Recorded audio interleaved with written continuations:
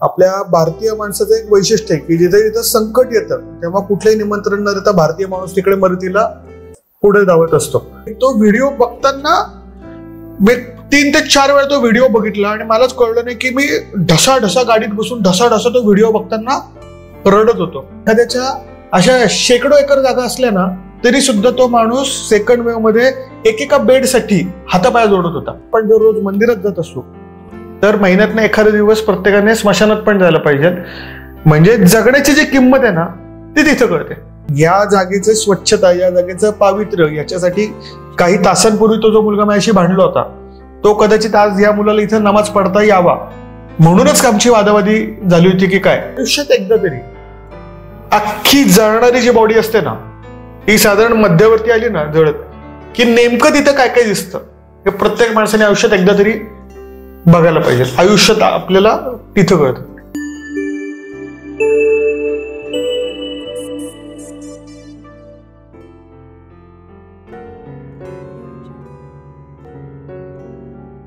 नमस्कार, मी दीपक. हॅशटॅग वैयक्तिक या चॅनलवरती आतापर्यंत खूप सारी लोक आली, पण आज एक नवीन विषय घेऊन आपल्या समोर वैभवजी वाघ आहेत. त्यांचं एक पुस्तक आहे हॅशटॅग व्हायरल माणूस किंवा व्हायरल माणुसकी.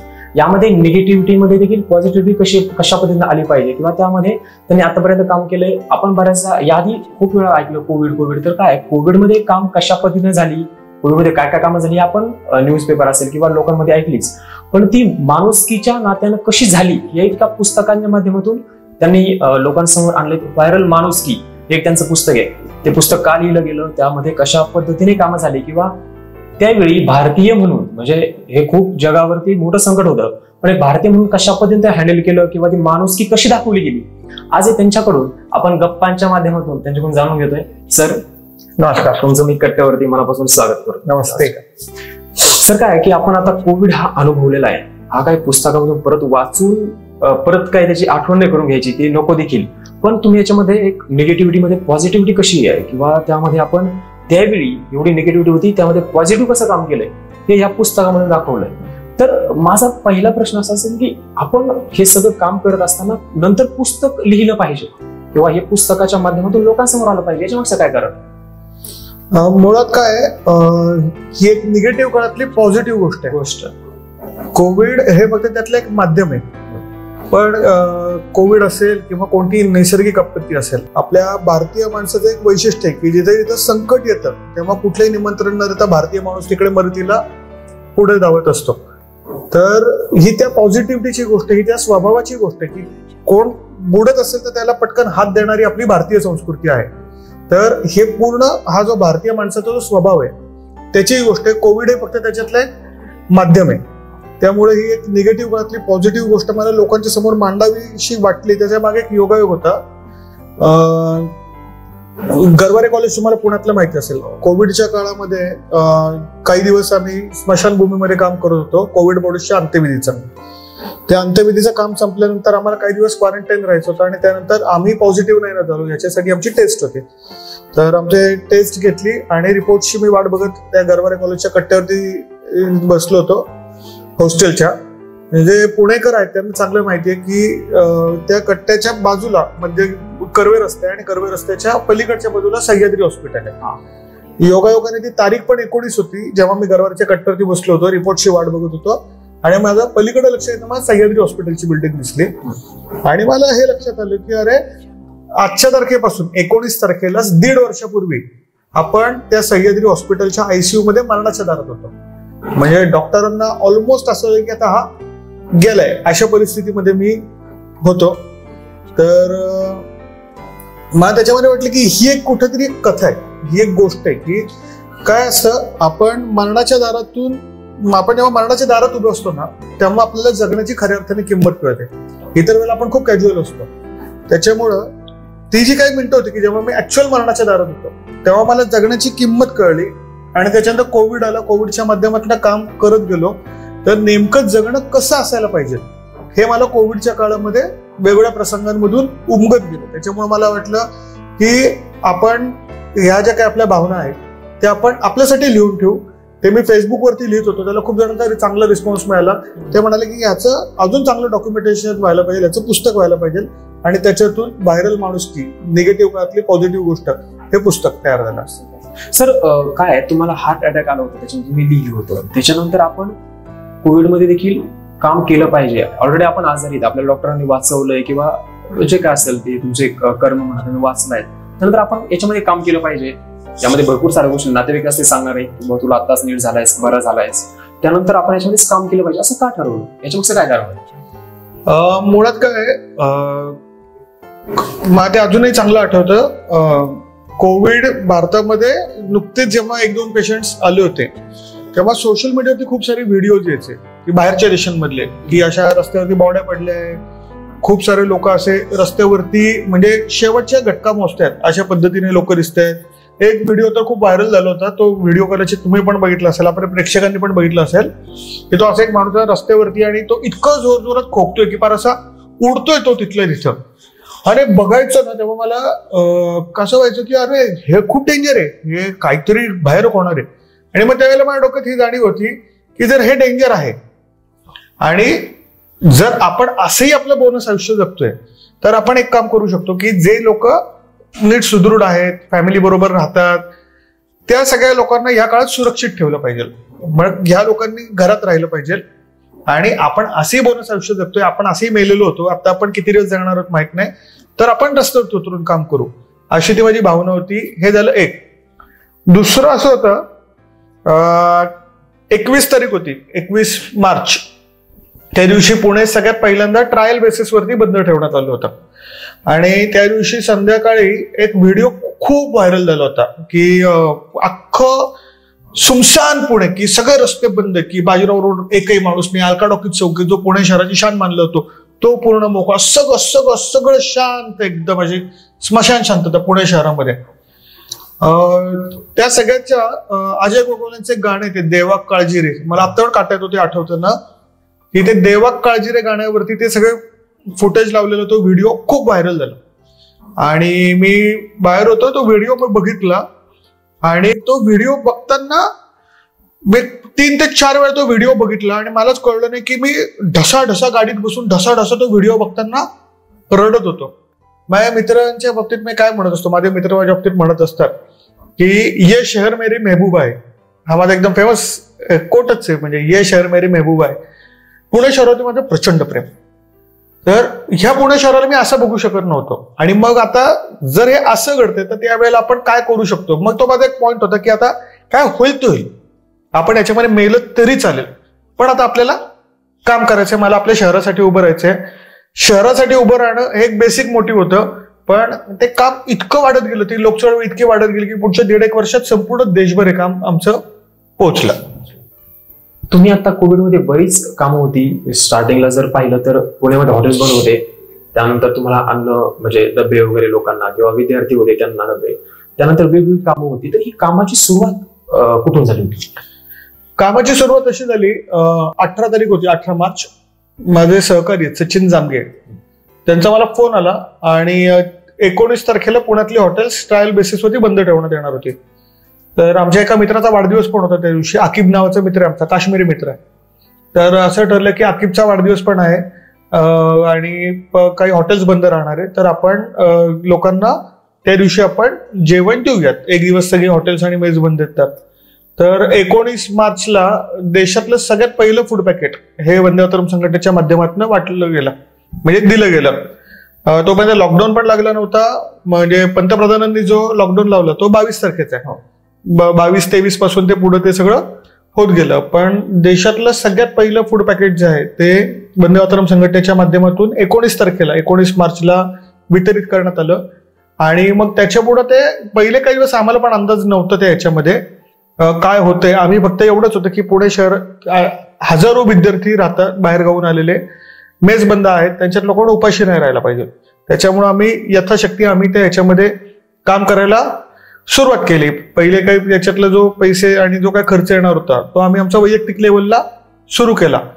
पण जसा लॉकडाऊन लागला, पंतप्रधानांनी डिक्लेअर केलं, त्याच्यानंतर त्या कामाचं जे आहे स्केल जे आहे ते काही पटींमध्ये वाढलं. म्हणजे जे आम्ही पहिल्या 1-2 दिवसामध्ये एक 400-500 फूड पॅकेट्स केले होते, 6 महिन्यानंतर आम्ही दिवसाला, म्हणजे आम्ही 3 किचन तयार केली होती वेगवेगळी पुणे शहरामध्ये, आणि आम्ही दिवसाला कमीत कमी 10-15 हजार लोकांना जेवण देत होतो. इतकी मोठी ती लोक चळवळ बनली होती 6 महिन्यामध्ये. मग त्याच्यानंतर अन्नदान झालं. मग अन्नदानाच्या नंतर पुढचा प्रश्न होता की ज्या लोकांच्या हातावर पोट आहे, की लॉकडाऊनमुळे त्यांच्या हाताला काम नव्हतं, त्यांच्या घरातली तर चूल पेटली पाहिजे, म्हणून आम्ही त्यांच्यासाठी किट्स तयार केली. एक महिनाभराचं त्यांना राशन पुरेल अशा पद्धतीचं, आणि त्या किट्सचं वितरण सुरू केलं. मग त्यानंतर पहिली लाट संपत आली होती, जॉब्सचा प्रश्न तयार झाला होता, अनेकांच्या नोकऱ्या गेल्या होत्या. मग आम्ही लोकांना, तरुणांना जॉब द्यायला आणि त्या कंपन्या त्यांच्याशी जोडून द्यायला सुरुवात केली. हे सगळं चालू असताना असं वाटलं की कोरोना संपतोय, पण वर्ष बदललं आणि कोरोना जो आला सेकंड वेव्ह, ती भयानक डेंजर होती. म्हणजे सेकंड वेव्ह मधल्या प्रत्येक दिवशी वाटायचं अरे ती पहिली लाट खूप बरी होती, दुसरी लाट म्हणजे असहाय्यता, एवढा एकच शब्द त्याला होता की दिवसाला एका फोनवरती बोलताना 5-6 कॉल वेटिंगला असायचा, आणि लोक अक्षरशः बेडसाठी, ऑक्सिजनच्या साठी इतकी याचना करायची की एका पॉइंटला आपल्याला कळायचं की अरे आपण हतबल आहोत, आता आपण काहीच करू शकत नाही. इतकी डेंजर ती सेकंड वेव्ह होती. मग त्यामध्ये रेमडेसिवीर इंजेक्शन असतील, अजून काही इंजेक्शन होती की तिथं तुम्ही किती पैसेवाले आहात याला काही देणं घेणंच नव्हतं. म्हणजे एखाद्याच्या अशा शेकडो एकर जागा असल्या ना तरी सुद्धा तो माणूस सेकंड वेव्ह मध्ये एकेका बेडसाठी हातापाया जोडत होता. म्हणजे आपल्या आयुष्याची किंमत ही एक श्वास आहे हे आम्हाला सेकंड वेव्ह मध्ये कळलं. की हे जे आपण सगळं बघतो ना की याची 1000 कोटीची प्रॉपर्टी, याचं स्विस बँकेत अकाउंट आहे वगैरे वगैरे, हे म्हणजे आयुष्य नाहीच. आपल्या आयुष्याची किंमत हा योग्य पद्धतीने घेता येणारा एक श्वास, एवढीच किंमत आहे, हे सेकंड वेव्हने दाखवून दिलं. आणि मग त्याच्यामध्ये मग आम्ही त्या सेगमेंटमध्ये काम केलं. मग प्लाझ्मा लागत होता, प्लाझ्मामध्ये देशातलं विक्रमी काम आमच्या टीमने उभं केलं. म्हणजे आमचे एक मित्र आहेत ऍडव्होकेट अनिश पाडेकर, त्यांना तर आम्ही गमतीत प्लाझ्मा माफियाच म्हणायचो. त्याच्या डोक्यात उठसूट फक्त प्लाझ्माच चालू असायचं की कुठनं प्लाझ्मा अरेंज करायचा, 24 तास डोक्यात त्याच्या तेच चालू असायचं. प्लाझ्मामध्ये देशातलं विक्रमी काम आम्ही करू शकलो. आणि मग त्याच्यानंतर सेकंड वेव्ह मध्ये जेव्हा मृत्यूदर सगळ्यात जास्ती होता तेव्हा हा विषय आला की पहिल्यांदा पुणे महानगरपालिकेच्या माध्यमातून एकाच स्मशानभूमीमध्ये अंत्यविधी व्हायचे कोविड बॉडीजचे. ते अजून 3 वेगवेगळ्या अंत्यविधी, 3 वेगवेगळ्या स्मशानभूमींमध्ये ते काम सुरू केलं.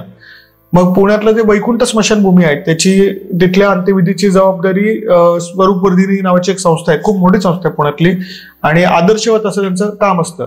स्वरूप वर्धिनीने ती जबाबदारी घेतली.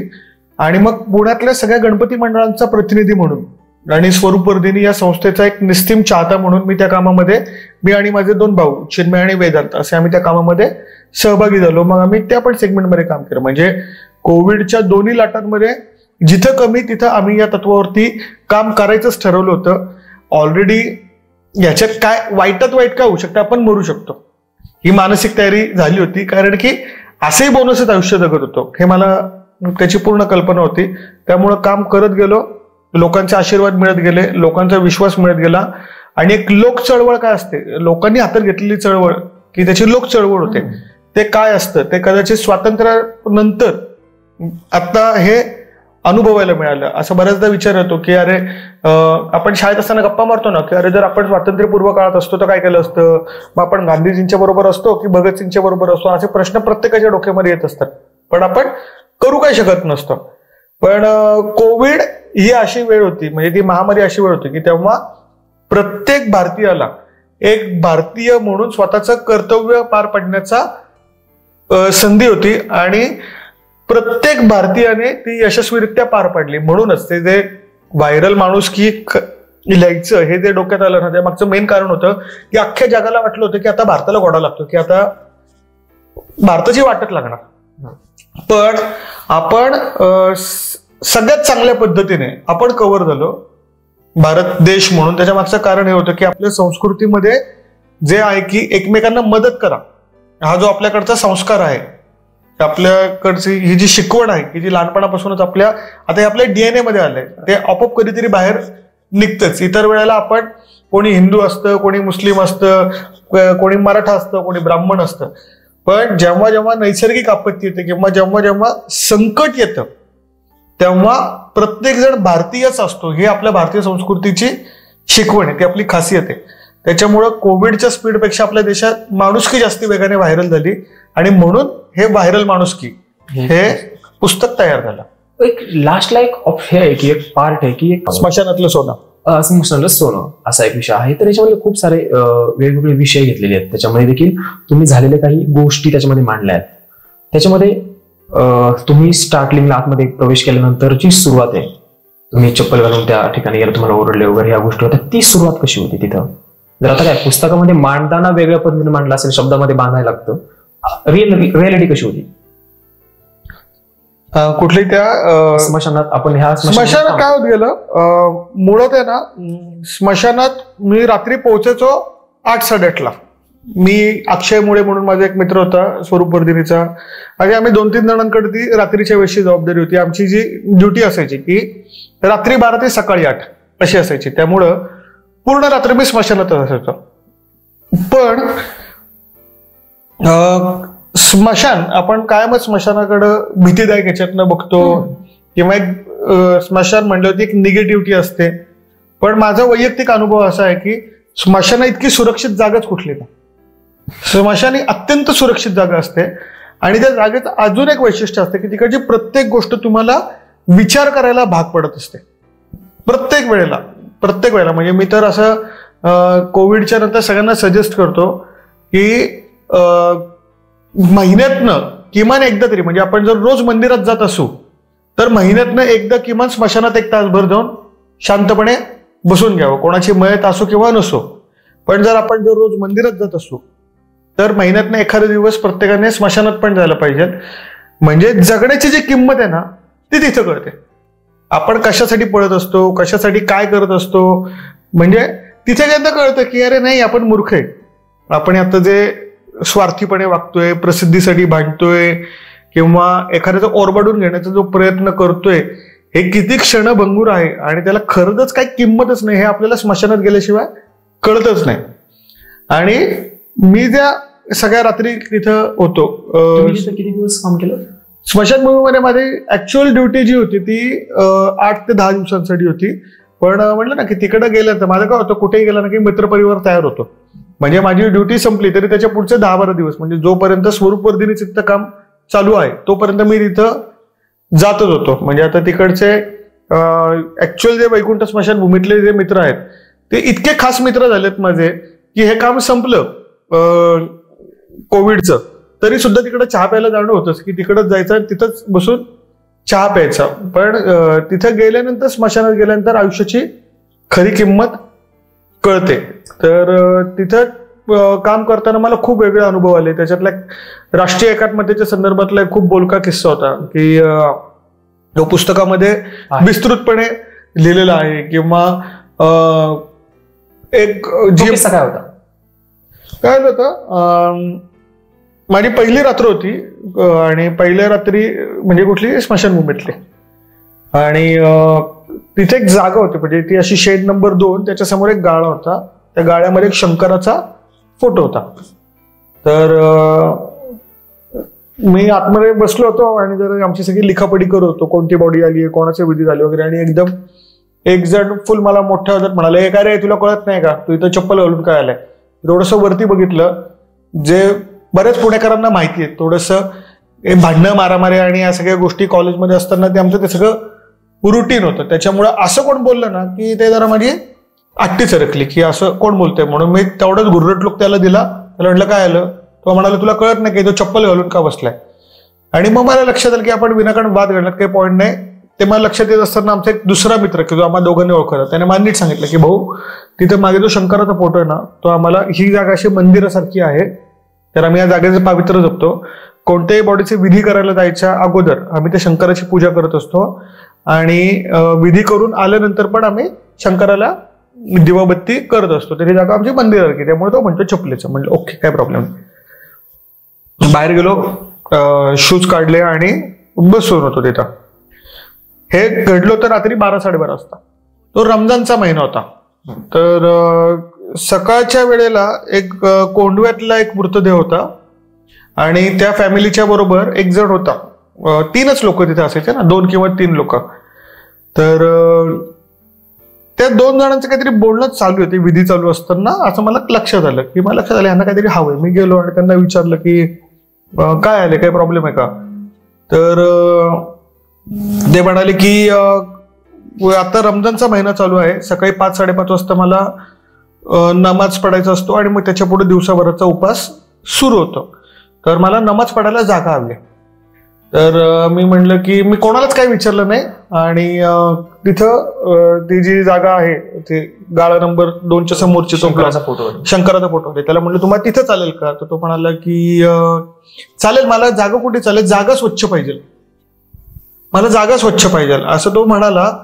आणि तो तिकडे जो नमाज पडत होता, तो तिथं नमाज पडत होता. त्याच्या मागे जे बाकडे, ज्या मुलाच्या बरोबर माझी वादावादी झाली होती, तो त्या बाकड्यावरती शांतपणे झोपला होता. पण मला कळलं की अरे या जागेची स्वच्छता, या जागेचं पावित्र्य, याच्यासाठी काही तासांपूर्वी तो जो मुलगा माझ्याशी भांडला होता, तो कदाचित आज या मुलाला इथं नमाज पडता यावा म्हणूनच आमची वादावादी झाली होती की काय, असा विचार माझ्या डोक्यामध्ये येऊन गेला. तर प्रसंग खूप छोटा आहे, पण खऱ्या अर्थाने हा आपला देश आहे, ही आपल्या देशाची एकात्मता आहे. कळत पण नाही की कोण कोणाला कोणती गोष्ट सांगतोय किंवा कोणत्या गोष्टीचा संदर्भ काय. पण आपल्या देशात आपण जे म्हणतो ना विविधतेतली एकता, किंवा आपण आपली जी संत ज्ञानेश्वरांचं जे आहे पसायदान, की जे स्वतःपेक्षा इतरांसाठी मागतं, आता विश्वात्मके देवे, तर ते जे आहे ते प्रत्येक भारतीय माणूस हे आपल्या कृतीतून कळत नकळतपणे जगत असतो. असे अनेक अनुभव मला कोविडच्या काळात आणि मुख्यत्वे स्मशानभूमीमध्ये काम करताना आले. बरेचदा काय होतं की आता तुम्ही जेव्हा कोविडच्या काळामध्ये काम करत होता तेव्हा फार असे लोक बॉडी घ्यायला पण घाबरायची. तेव्हा तुम्ही त्या बॉडी डायरेक्ट स्वतः घेऊन जायचे किंवा तिकडे त्याला डाग द्यायचे, तेव्हा जी लोक यायची ती देखील हात पण लावत नव्हती, तेव्हाचे अनुभव काही. ती जी एक भीती असते ना, ती प्रत्येकाला असते की कोविडच्या काळामध्ये त्या बॉडीला हात लावायचा नाही वगैरे. ते पुन्हा त्या भीतीच्या पलीकडे जो त्या काळात ते शासकीय नियम पण होते की त्या बॉडीच्या जास्ती जवळ जायचं नाही किंवा अंत्यविधीला गर्दी करायची नाही, हे शासकीय नियम पण होते याच्यामध्ये. पण मला असे खूप वेगवेगळे अनुभव पण आलेच की स्वतःचे आई वडील गेले त्याच्यामध्ये, म्हणजे यांच्यापैकी कोणीतरी, पण मुलं तिथं येऊच शकत नाहीत किंवा जाणीवपूर्वक येत नाहीयेत. पण ठीक आहे, माणसं तितक्या प्रवृत्ती तशा घटना घडतात.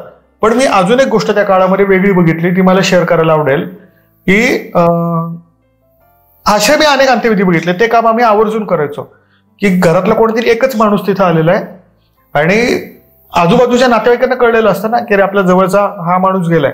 तर आम्ही त्यांना स्वतःहून विचारायला सुरुवात केली की तुम्हाला व्हिडिओ कॉल करायचा आहे का. तर त्यातल्या काही जणांना माहिती असतं ते व्हिडिओ कॉलचं, काही जणांना माहिती नसायचं. ते विचारायचं म्हणजे काय करता येईल. तर आम्ही सांगायचो की 15-20 मिनिटात तुम्ही सगळ्या नातेवाईकांना सांगा की आता आपण व्हिडिओ कॉल करू. आणि अंत्यविधी आम्ही लोकांना व्हिडिओ कॉलवरती अंत्यविधी दाखवले. म्हणजे जो कोण माणूस आलाय ना बरोबर त्याला जमत असेल तर तसं, नाही तर नाही, पण व्हिडिओ कॉल लावायचा आणि तो जो गेलेला व्यक्ती आहे त्याचे जे जवळचे लोक आहेत ना ते व्हिडिओ कॉलवरती त्या समोरच्या विधीचं किंवा त्या बॉडीचे दर्शन घेऊ शकायचे. आणि तेव्हा एका वेळेला असं बघायला मिळायचं की ते एवढासा तो मोबाईलचा स्क्रीन, 10-15 लोक, कोण वेगळ्या, कोण जळगावमध्ये, कोण धुळ्यात आहे, कोण कोकणात आहे, असे ते सगळे नातेवाईक त्या स्क्रीनवरती दिसायचे आणि ते त्या माणसासाठी धाय मोकलून रडत असायचे. आणि हे सगळं रात्रीच्या वेळेला आमचं हे सगळं चालू असायचं. म्हणजे काही वेळा तो 1-2 प्रसंग असे झाले की तो माणूस ज्याच्यासाठी आम्ही व्हिडिओ कॉल केला एकदम कोलॅप्स होऊन गेला, पण तरी आम्ही त्याला त्याचा मोबाईल धरून ठेवला होता की जेणेकरून ते त्याचे बाकीचे जे लोक आहेत त्यांना ते अंत्यविधी बघता यावेत आणि दर्शन घेता यावं. तर असे खूप वेगवेगळे अनुभव त्या याच्यामध्ये येत होते. जे तुम्ही म्हणालात की लोक बॉडी वगैरे घेत नव्हते, ते प्रकार घडतच होते. पण त्याच्यापेक्षा आपण या गोष्टीकडे बघू की असे व्हिडिओ कॉलवरती पण धाय मोकलून रडणारी लोक पण या काळात आम्ही पाहिली. यानंतर साहेब तुम्ही त्याच्यामध्ये एक पार्ट दिलाय की जेव्हा बॉडी ही बॅगमध्ये पॅक होऊन यायची त्यानंतर तुम्ही जाळायचं त्याला, पण त्यानंतर ती पूर्णपणे जळत नव्हती त्या बॅगमुळे. ते काय किस्सा आहे किंवा तो काय अनुभव होता? नाही, सगळ्या वाचकांनी तो अनुभव वाचायला जर पाहिजेच. पण माझं असं मत आहे की प्रत्येक माणसाने, मी खूप जबाबदारीपूर्वक बघतोय, प्रत्येक माणसाने जसं मगाशी म्हणालं की महिन्यातनं एकदा तरी स्मशानभूमीत जायलाच पाहिजे. त्याच्याच बरोबरीने प्रत्येक माणसाने आयुष्यात एकदा तरी अख्खी जळणारी जी बॉडी असते ना, ती साधारण मध्यवर्ती आली ना जळत, की नेमकं तिथं काय काय दिसतं हे प्रत्येक माणसाने आयुष्यात एकदा तरी बघायला पाहिजे. आयुष्यात आपल्याला तिथं कळतं. आपल्या शरीराची, मानवी शरीराची किंमत आपल्याला तिथं कळते. आपल्याला मानवी नात्यांची किंमत तिथं कळते. आपल्याला अनेक गोष्टी आयुष्यातल्या ह्या तिथं ती जी बॉडी असते ना, सगळं क्लिअर कट दिसत असतं. जे जळत असतं की तो मेंदू आहे, हे हृदय आहे, या किडन्या आहेत, अख्खं सगळं शरीर दिसत असतं. मरणानंतर आपलं नेमकं काय होणार आहे हा पिक्चर माणसाने एकदा बघितला की जो अलीकडचा सगळा पिक्चर आहे ना, तो एकदम चांगला होऊ शकतो. तो चांगला होऊ शकतो. त्यामुळं महिन्यातून एकदा वैकुंठात जायला पाहिजे आणि आयुष्यातनं एकदा तरी आपल्याला जाळल्यानंतर आपल्या बॉडीचं काय होणार आहे हे प्रत्येक माणसाने बघायलाच पाहिजे. तुम्ही कोविडमध्ये चांगल्या पद्धतीनं काम केलं, त्यानंतर आपण आता आपलं हे काम संपलंय किंवा कोविड संपलाय किंवा ज्या काही बॉडी होत्या त्या कमी झाल्या, त्याचं प्रमाण कमी आहे, त्यानंतर घरी जाताना तिथून कुठली अशी गोष्ट आहे की आपण आता ही आपल्याला आयुष्यभरासाठी लक्षामध्ये ठेवली पाहिजे, अशी कुठली गोष्ट होती का? आयुष्याची किंमत, आयुष्याची किंमत, नात्यांची किंमत, या सगळ्या गोष्टी कोविडने शिकवल्या. कोविडने आपल्याला खूप, म्हणजे हे जे पुस्तक आहे व्हायरल माणुसकी, ही निगेटिव्ह काळातली पॉझिटिव्ह गोष्ट म्हणतो. ही जी महामारी आहे त्याने आपल्याला खरंच खूप पॉझिटिव्ह गोष्टी पण खूप शिकवल्या. उदाहरणार्थ लग्नाचं उदाहरण घ्या. ही कोविडच्या काळात जी झालेली लग्न आहेत, 20 लोकांच्यात लग्न, 25 लोकांच्यात झालं लग्न, याच्यामुळे कमीत कमी 4-2 शेतकऱ्यांच्या आत्महत्या वाचल्या असतील की ज्यांनी लग्नासाठी 1/4 खर्च केला असेल. अशा खूप गोष्टी आपल्याला टेक्नॉलॉजी शिकवली कोविडने. आपल्याला संपर्क यंत्रणा आपली स्ट्रॉंग केली. अशा कोविड मधल्या पॉझिटिव्ह स्टोरीज आपल्याला सगळ्यांना जात, धर्म या सगळ्या विषयांमधून बाहेर आणून एक माणूस म्हणून आपल्याला सगळ्यांना एका ब्रॅकेटमध्ये आणलं. अशा कोविडने आपल्याला खूप गोष्टी शिकवल्या. त्याच्यामुळं ही निगेटिव्ह काळातली जी पॉझिटिव्ह गोष्ट आहे ती या पुस्तकाच्या माध्यमातून लिहिण्याचा प्रयत्न केलाय. बरोबर. तर तुम्ही आता हे पुस्तकामध्ये मांडलं, तुमचे काही अनुभव होते, तर आता यानंतरचे काही असतील, काही सिरीज असेल का? आता हे तर एकदम भारी करणार आहे. आपण काय करणार आहोत, अख्ख्या देशभरात असे पॉझिटिव्ह काम करणारे जे लोक आहेत ना, ते आता आपल्याला लोकांच्या समोर न्यायचे आहेत. त्याच्यासाठी आपण एक एकदम ग्लोबल लेवलची एक वेबसाईट तयार करतोय की ज्याच्यामध्ये हे जे सगळे खरे खरे हिरोज आहेत ना, या सगळ्यांना त्या वेबसाईटवरती स्थान असेल आणि ते कोणत्या सेगमेंटमध्ये काम करतात. कोण पर्यावरणाशी संबंधित करतोय, कोणी ब्लड डोनेशनच्या संदर्भातलं करतोय, कोणी शिक्षणाच्या संदर्भातलं करतोय. तर हे जे आपली जी सगळी देशाची जी पॉझिटिव्हिटी आहे ते सगळ्या जणांना एका वेबसाईटच्या माध्यमातून या सगळ्यांना जगाच्या समोर आणतोय की जेणेकरून ह्यांचं काम पण लोकांपर्यंत पोहोचेल. ज्या जे गरजू लोकांना मदत हवी आहे ते पण लोक यांच्यापर्यंत सहज पोहोचू शकतील. आणि ज्या ज्या लोकांना ह्यांच्यासाठी काहीतरी करायचंय, या लोकांना ताकद द्यायची, त्या लोकांना पण एक 1 पॉइंट कॉन्टॅक्ट होऊन जाईल की इकडे गेल्यानंतर या लोकांची माहिती मिळू शकेल. त्याच्यामुळं व्हायरल माणुसकी हे फक्त पुस्तक नाहीये, तर ती एक लोक चळवळ आहे. इव्हन प्रकाशक जे आहेत शरद तांदळे सर, त्यांच्याशी आमचं बोलणं झालेलं आहे की व्हायरल माणुसकीच्यासाठी आम्ही एक नंबर जनरेट केलाय. तिकडनं पण काही जी पुस्तकं विक्री होईल त्यातनं नफ्याच्या याच्यातनं नैसर्गिक आपत्तीमध्ये आई किंवा वडील असे जे मुलं गेलेली आहेत त्यांचं शैक्षणिक पालकत्व हे व्हायरल माणुसकीच्या माध्यमातून घेतलं जाणार आहे. त्याच्यामुळं व्हायरल माणुसकी हा काय कोणाचा कार्य अहवाल नाहीये, ते फक्त एक पुस्तक पण नाहीये, तर ती पॉझिटिव्हिटीची गोष्ट सांगणारी एक लोक चळवळ आहे. व्हायरल माणुसकी ही एक लोक चळवळ आहे. नक्कीच. काय आहे ह्या पुस्तकामधून घेण्यासारखं काय आहे की आपण कोविड हा अनुभवलेला आहे. तुम्ही पहिले स्टार्टिंगला पण बोललो होतो आपण, ती वाचण्याची गोष्ट नाहीये, पण त्याच्यामध्ये आपण कोविडमध्ये फक्त निगेटिव्ह गोष्टी पाहिल्या. याच्यामधून तुम्ही ज्या पॉझिटिव्ह गोष्टी झाल्या त्या देखील तुम्ही दाखवल्यात. तुम्ही देखील हे पुस्तक लिहिलं, खूप छान पद्धतीने पुस्तक आहे बऱ्यापैकी. आणि जी काही नाती दुरावली असतील किंवा काही गोष्टी घडल्या असतील त्याच्यामधून आपण परत चांगल्या पद्धतीने उभारी घेऊ शकतो स्वतःमध्ये. हे चांगल्या पद्धतीने पुस्तक आहे, ते तुम्ही लिहिलं त्याबद्दल मी धन्यवाद देईल तुमचे खरं तर.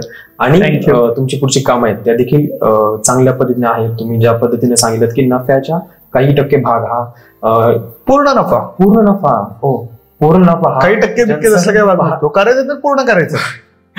पालकत्व हरवलंय त्यांना तुम्ही त्यामध्ये मदत करणार आहे, त्याबद्दल मी तुमचे खरंच धन्यवाद देईल. कारण खरंच ही व्हायरल माणुसकी या पद्धतीने जाणून घेता येईल. तुम्ही देखील वेळ दिलात, चांगल्या पद्धतीने गप्पा मारल्या, त्याबद्दल मी # वैयक्तिक कडून खूप खूप धन्यवाद देईल. थँक्यू.